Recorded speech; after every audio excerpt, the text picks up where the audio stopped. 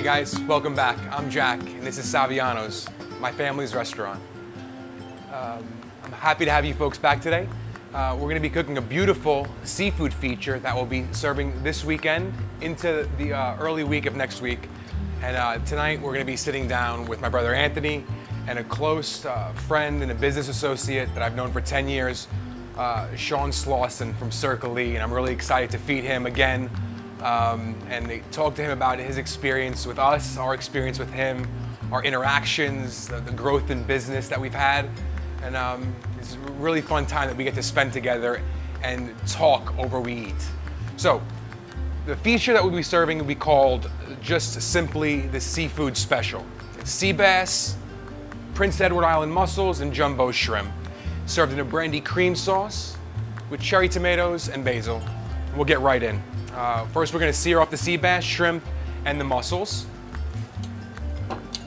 So what we'll do is we're going to cut our sea bass into manageable pieces. We got our pan heating up. We have our water ready. Okay. And the first part of this dish is just making sure our pan is hot to create some color on our fish. Always use the extra virgin olive oil for this. And the Prince Edward Island mussels and the shrimp, obviously we rinse, we clean over cold water. Okay? So this is all going to go in together.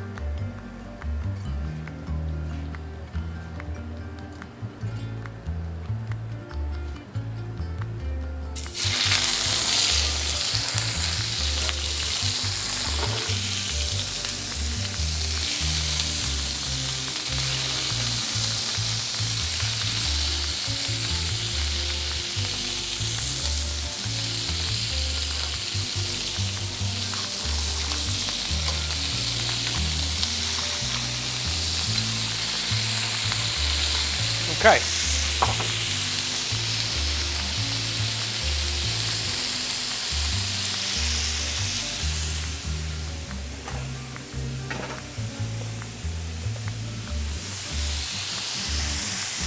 Salt,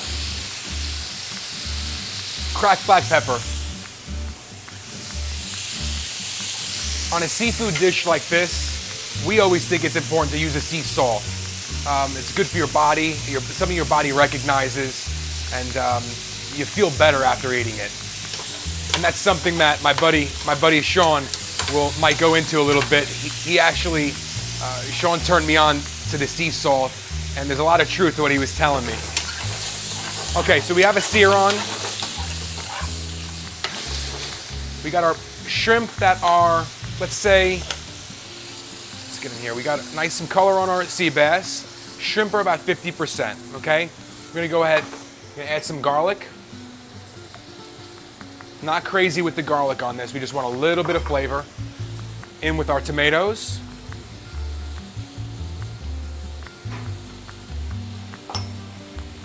Then we're gonna add some fresh basil now. We're also gonna add some fresh basil at the end to reinforce that sweetness, okay? So you can see that we were dealing with such a hot pan, it almost caught on fire.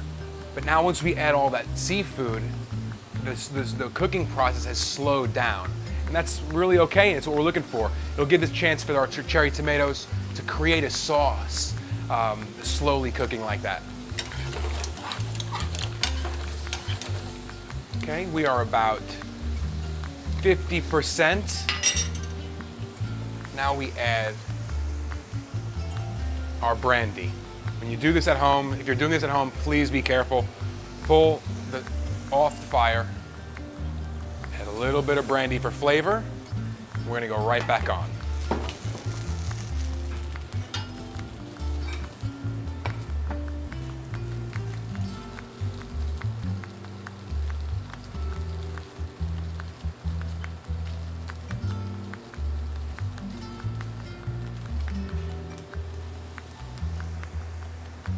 On a portion size like this, which will be for 3,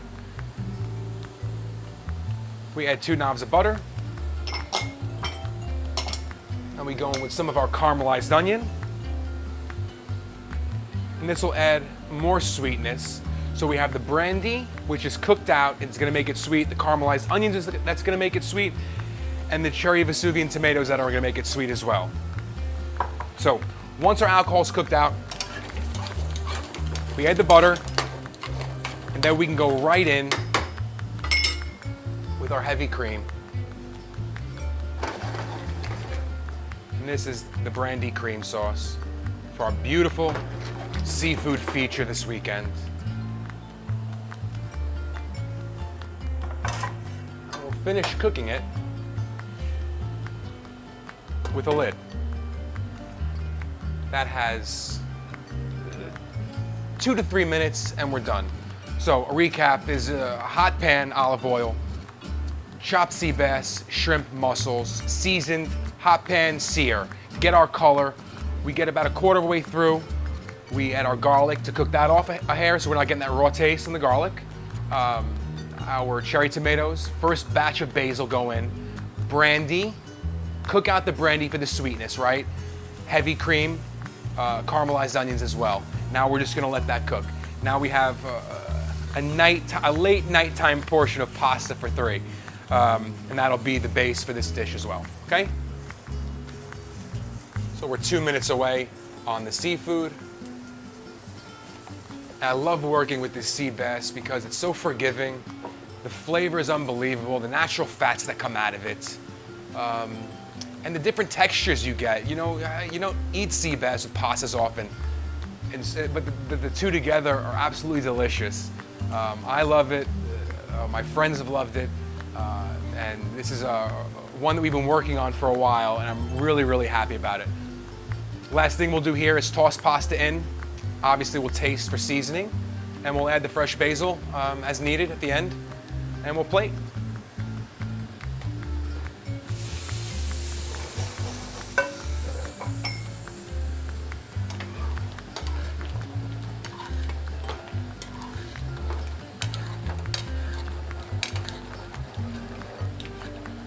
Just beautiful.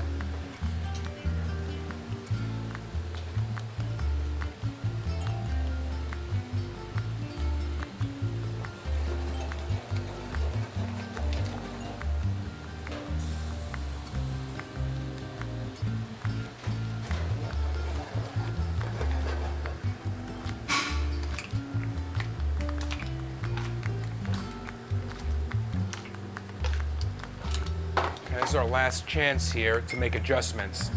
We don't want a runny sauce, so we're just gonna let that reduce a hair, and this is a great time to taste here. This is actually ready to go. It'll thicken up more as we're plating it.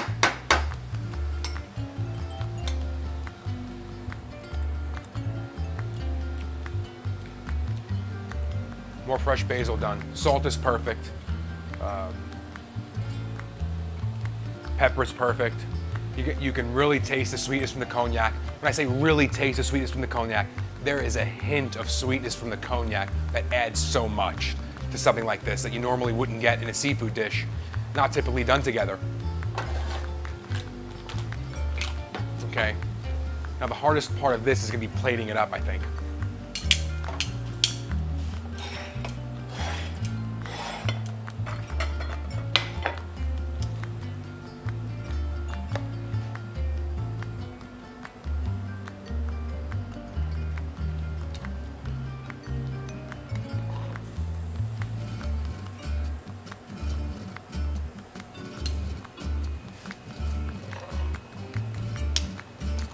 And if I was doing this at home for the family, I would pour it into a big, nice casserole plate, and everybody help themselves. Probably set it up on the counter, serve it buffet style.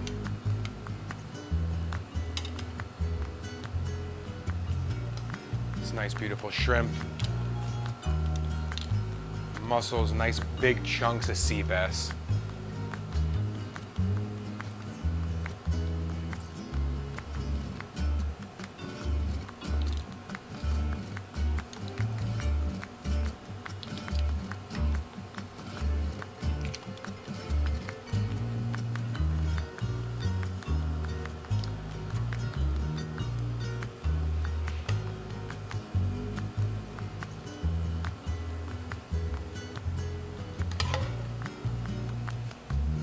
There we go. It's a beautiful, nice, light pasta dish for a late night discussion with Sean and my brother Anthony. Thank you guys for watching this tonight, and we hope you enjoy our conversation. Hey guys, we're back. We're gonna dig into this beautiful meal, but before we do, Anthony's gonna talk about this nice Franciscan, what is it? It's a Franciscan Chardonnay, and it's actually a very buttery wine that we serve with a lot of our cream dishes that are just absolutely incredible, personally. It's a good fit. Yeah. I would like to pour some for everybody if that's okay. Just a little bit. Just a little bit. Guys, I want to introduce you to Sean Slosson, friend of mine for 10 years, and a special person. I've seen Sean's business and he's seen our business grow from something small to something big and something that we're proud of. We're proud of each other because we've had so many conversations in the back room about life, love, women, religion, politics, the stuff that we really enjoy talking about, the stuff that we're not supposed to. But to keep friendships, right? Yeah. Hey man, we built a lot of memories together, that's for sure. Yeah, we could talk. There's a lot of those. I mean, it's good stuff. But let's check this out. So this is the sea bass, huh? The seafood special. Seafood special with some sea bass, shrimp, mussels. Brandy sauce. Tell me what you guys think. I think I need a spoon. I think I should be doing this the Italian way here with the spoon. So, I met Sean 10 years ago, like I said, and he was a customer.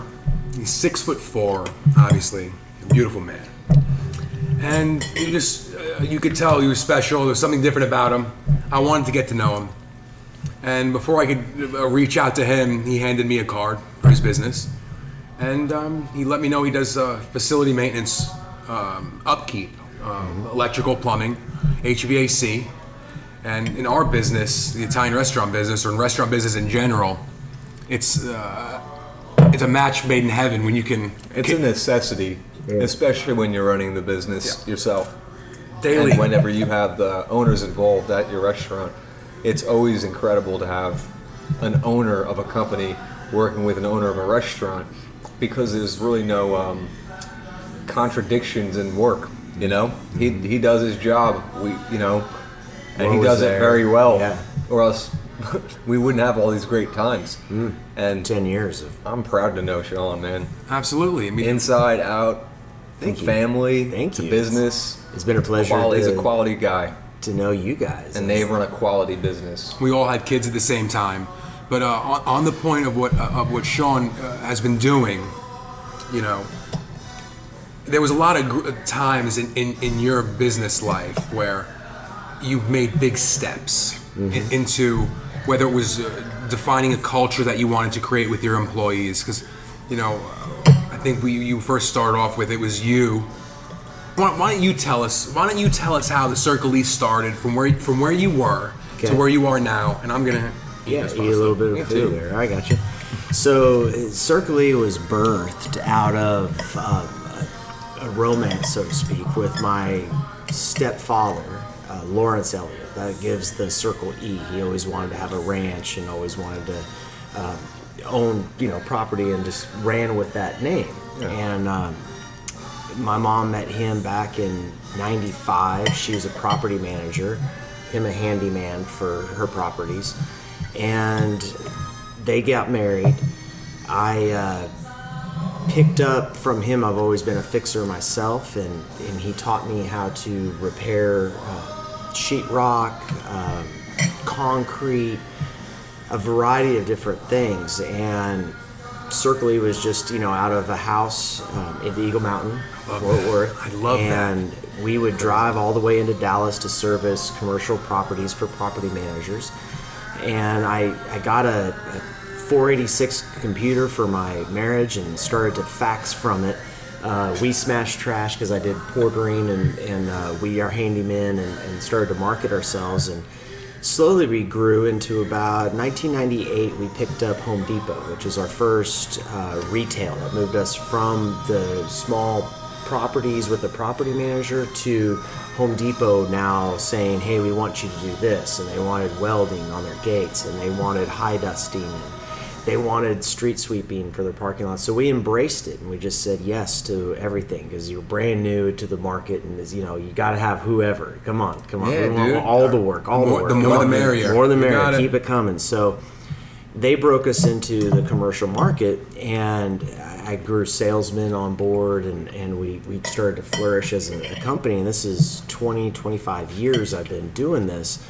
And really the core of Circle E is that we love to make things work. We just have magic with our hands, as you guys have witnessed. Like if I walk in, you feel the comfort, like, hey, this guy, the Circle E guys are here, right? And I've been greeted, and I get greeted like that because we're going to make things better, and we're going to talk to you about the cost and try to mitigate those costs. The biggest thing that we want to do is not put something new in right off. That doesn't always solve the problem. There's why did the other one fail? Is it improperly installed? Can we make the other thing work? Because you don't have to cost so much money. One of the things that over the years that has always been a constant with you and your company and most of your employees and all of your employees that you believe in is you truly have a passion for helping people. You understand that people are in a situation where when somebody's heat goes out, when it's 30 degrees out, you find joy in helping these people, and from what you do to the type of person that you are, in your core belief. Right. You've taken who you are, who God made you, and this business, and you've melded it together, and that's why I think it's worked for you.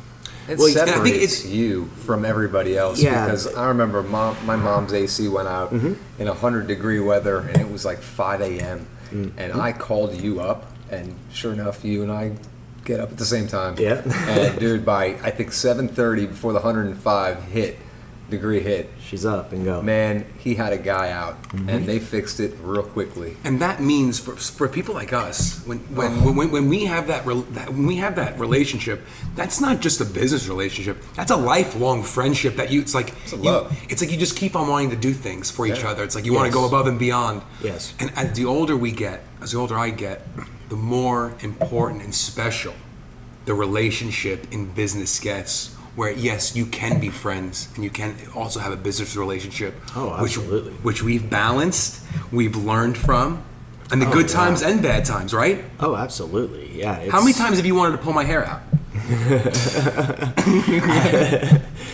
We're not going to say that on camera, right? No, it's a working relationship when I come in and I'm going to cost you.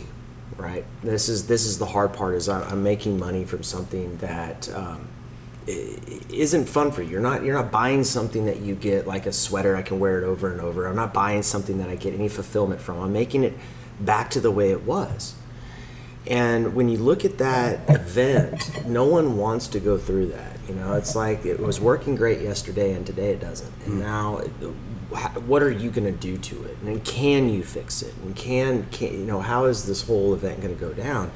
And what we've seen together as we've worked over these years is you trust that when I say, and we talk as our text talk, is that you can start to build this trust because you've seen that we have been honest with you saying, buy another one. And consistent results. Yeah. And our fix rate is 98%, I'd say. I'd Easy. say probably more, honestly. That's you the really main want to thing get a we real number. focus on is get in there and fix it. Let's talk about the pricing and the event afterwards, because if I go out there and I put a toilet flapper in because you've had a problem with the toilet and it was a $15 flapper, and you have another company that says, well, we just, we're $325 just to do this. They're at flat rate pricing here. Or $150 just to come out Just and to look come at out it. and look at it. That doesn't make practical sense to you. So working in the confines of the way that we do business is I present my company first, and I say, first and foremost, you haven't paid a dime, but I have to prove to you it's going to be worth it. And the reason you've called us back over time is that I'm putting my money forward to you as a company and saying, look, I'm going to invest and I think I can fix this. And that takes a lot to guts to say, I'm going to send people out to you that I'm sure are going to make you happy. And so trust and everything in a business cycle, I think, is the hardest thing to do as an owner, is to trust like someone behind the grill. Are they going to make that seafood this great, right? You guys have ran into this with employees. Of course. And how do we get them to love us? And you have to build this like family to where they want to be proud to be a part of it. And they want to, first and foremost with business really is like, how much fun do you have? Are you having fun as an owner? Do you have really passion for what you're doing with it? Big. And the customers feel it and they see it, and that's what we've seen in your food over the years. We've seen the love, we've seen the diversity of you trying to find the right dishes and caring what the customers say back, right? You guys take it very seriously. There's no secret when you have the passion, as you see, and as I see in you, Anthony, all the time. It's inspiring, It drives your passion to become a better entrepreneur. A better man, a better business owner, just a better person in general. Yeah. What I've always loved is to see your progression as your company has grown. Okay, so let's talk about real quick. I think a lot of people who are entrepreneurs out there find themselves that they're stuck in this. They'll grow and then they plateau. Then they might grow again and then they'll plateau. One of the toughest things that I've noticed is to continually grow. Now, the plateau is not a hard spot, but if you get stuck in that plateau, you could be there forever if you don't know how to get out of it. Sure. And what I've seen with Circle E, and I've seen with some other companies as well, which it's cool, is the way that you've grown, the way you've trusted and trained your employees to be able to handle the things that you enjoy, some of the more artful things, more the creative things that you enjoy doing. To kind of talk us through the process of the growth process and how to push through a plateau area where you where a normal business person, entrepreneur might get stuck. Right. I think, man, just to add to that, your employees are so representative of who you are, and I think that's a big difference, even in our business too. So, I mean, when you send people out, they are representing you, and I like that. They got to be good. I like it a lot because you approved them. Right. It's really hard to. Our guys have years with us, as you've seen. You're going to get like the same face, and that's really tough when it comes down to tradesmen, craftsmen, to hold their attention, because these guys are guys that can go make money. Walking into you and saying, "Hey, I'll do this for you." So for them to become a part of a team.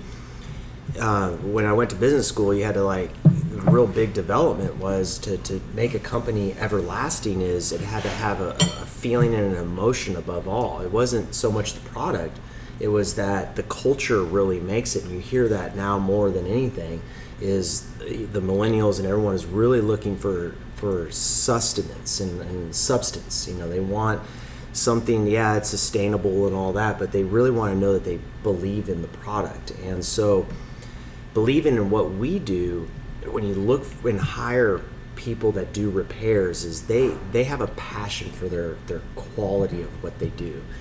And you have to pay for that. You pay good, and they're worth it. And those are things that over time you learn, is that employees show up on income statement as an expense, but they're really an asset, the really valuable asset. You can change, as just from a different personality behind giving food to a table. You'll notice that table all of a sudden enhances what they want to buy, and the charisma from the person presenting it changed what they bought. And so it's super important that we catch the fire in them and we look for that passion that they have in their own field.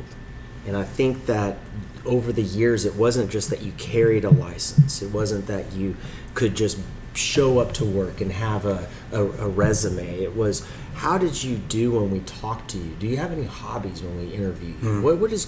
Do you have any pictures of the things you've done? Because as a craftsman, we're doing stuff at our house. Like we have we've done stuff for our friends, you know, and that's part of that interview when you start to mature in a business and you recognize, hey, my product is this. And I'm very difficult to say I want to grow. So as a company like mine, when I say I want to grow, a lot of things have to break. Now that's very troubling when you think about, you know, hey, I want more. And because you know, how much havoc has to happen for me to gain. Okay, so having said that, tough. let me That ask. played a big role in your success coming up. It has. I mean, and just your maturity in hiring that, right? Yes, absolutely. The maturity of that, and then the understanding that the growth has to come from doing good, because if we do good, then the growth is natural. It was that the God found and channeled the work to us because we handle it right. Yep. And it's just Agreed. like, as your business, as you handle your customers right, you're so, you know, man, something's on Yelp and I got to get this off there because this is not us, because it's a very offensive thing if you care about your company, that I just went down a star. I mean, that's a big deal. And, you know, that should be the first and foremost is, what are my customers saying about it? And when you listen to your customers and you come back and you listen to what they say about your people, you realize it all starts with the presentation. If the server wasn't right, if the technician showed up 15 minutes late, didn't let you know, all of these things go into their experience that you can't change as an owner. And so it all starts with really prepping that interview and understanding the right people you're looking for, not just a warm body. And we can all fill our people with just warm you don't bodies. settle.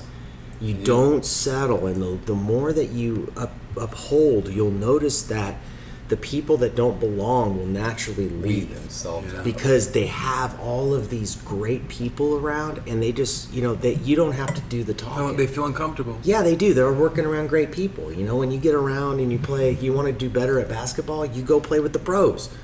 You don't go play with the kids on the playground. You're not going to get good. You're going to dominate. So you have to start, as an owner, learn to like relinquish that you're going to be the greatest person on earth. And you made something they want to belong to, and the great people want to know they're great, but they don't necessarily want to be the face. And that's what's interesting, as when you come into business and you understand, is that there's great people that want to work with you, and they really want to make sure you shine, but they really don't want to shine. Those are the people I look for. Right. And so how do you find that? How do we develop that? And that's really the thing I can say that's changed and caused me the most success in picking.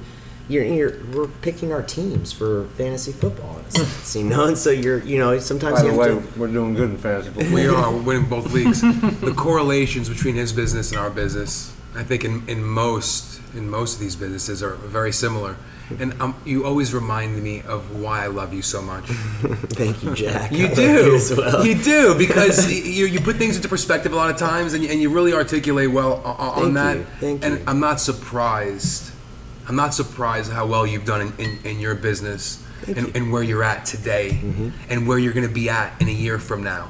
That's and what I'm excited. Yeah. I'm excited to be Yeah. on the train and to see it with you. I really am. Well, just like this place. No I mean, question. Yeah. think about a year, not even that, 6 months ago, the transformation of where we're sitting right now at Saviano. It's like the literal difference of what you guys have today. Now, you've had to struggle with the close down and the reboot and the whole thing, but you guys know at the core of your heart, people love your food, and it's fabulous. It speaks for itself. That's it. We love our customers too. And you love your customers, and you guys have listened to every bit of what your customers have said and renovated the entire environment to not your benefit.